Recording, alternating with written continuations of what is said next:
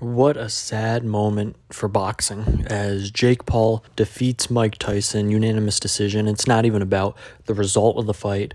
It's about how we got to the result in a fight that, well, let's call it for what it was, a sham. I mean, going into it, everyone who had an interest in Mike Tyson's health as a 58-year-old man said, why is this happening? The rational people that weren't blinded by nostalgia were wondering, why is the commission in Texas allowing this fight to be an official fight? What does this prove? If you're Jake Paul, okay, cool, you beat a 58-year-old Mike Tyson. What credit do you get from that? And of course, people bought into it. Heck, I bought into it. I wasn't into this fight a week ago. They got me between Mike Tyson's interviews, the slap. I was like, okay, I don't think this will be a good fight, but Mike, he might have 1 or 2 rounds in him. He had 1 round to be exact.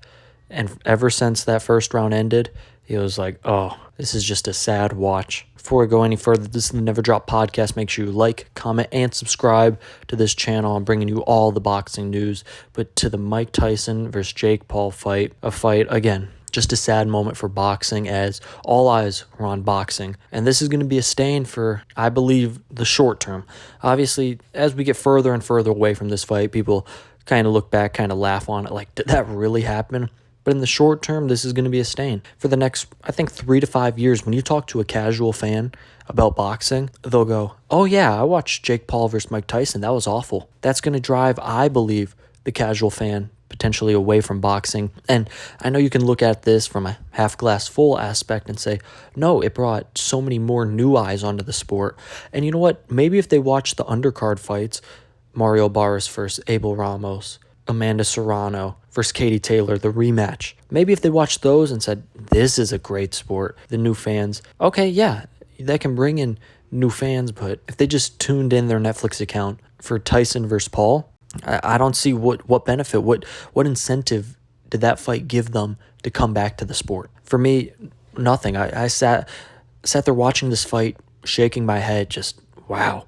Heck, when they showed Tyson in the locker room, granted, that was a funny moment. If you know, you know. But when they showed Mike walking out, you could see the grays, and it just looked awful. Like, come on. I wanted to believe Tyson was going to land something. But between being 58, absolutely no energy, the 14-ounce gloves were never going to result in a knockout for Tyson. And I will give Jake Paul, to a degree, some very small respect for not going at Mike Tyson and trying to knock him out. Jake held back a lot in this fight.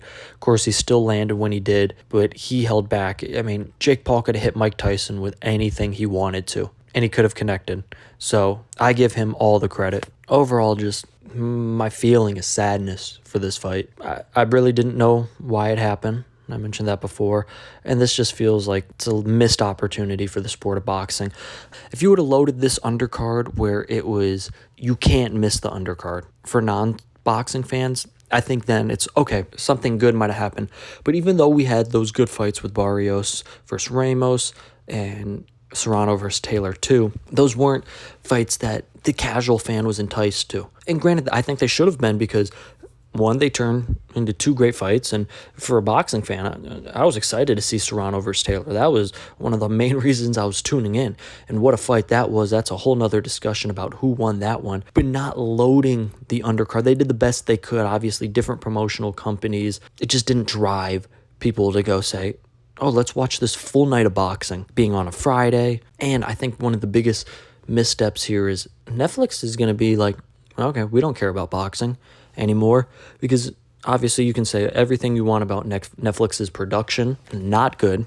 Netflix's production was fine, but the streaming, they're not ready for live sports. But they're going to look at this and say, okay, we'll do big events. We don't want to get into the game of boxing, as it looks like ESPN's going to kind of back away from boxing when their top-ranked deal is up. That leaves us, Amazon Prime, DAZN. Am I missing? Those are the main 2. Maybe if you could have brought Netflix into the fold, that would be huge. For Netflix, there's no reasoning. That they see, hey, events like these can be duds, and that can happen with a 58-year-old and a YouTuber, or 2 guys in their prime. A fight can be a dud, and you just get, as a company, ridiculed. For them, I don't know if they see any benefit with going into boxing, which I think could be a huge loss for the sport of boxing. As I think overall this night was just sadness was the word to describe it. As a huge boxing fan, the eyes on this fight were ridiculous, and rightfully so. Shout out to Jake Paul, shout out to Mike Tyson for promoting it and getting these eyes. But geez, man, it's sad to watch people. I had people texting me who had never texted me about boxing, and this was the result they saw. They texted me after the fight. That was awful. Yeah, it was, but hey, could you turn in for Usyk versus Fury 2? Like, that's going to be a great fight. It's just feels like you lost potential casual fans, and it's a shame.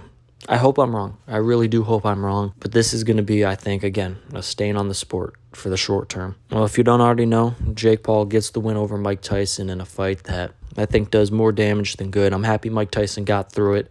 Hopefully nothing comes out of it, no health repercussions or anything. And again, the smallest amount of respect for Jake for holding back in the ring, but those two should have never been in the ring. And we'll see where each guy goes. And for Mike, I'm cool if he just sticks to podcasting and being the great personality he is. Jake, with all due respect, I'm not keeping up with his career like a lot of people do. But that's it. Jake Paul defeats Mike Tyson. Who would have thought those words would ever come out of a human's mouth 5 years ago? But we're here, and for boxing, it could be a night that boxing fans look back on and say, geez, this might have set back the sport. This has been the Never Drop Podcast. Make sure you like, comment, subscribe to this channel. I got all the real boxing news. Got really good fights lined up in the future. Make sure you subscribe channel. I got you. That's all I got for you. Peace. I'm out.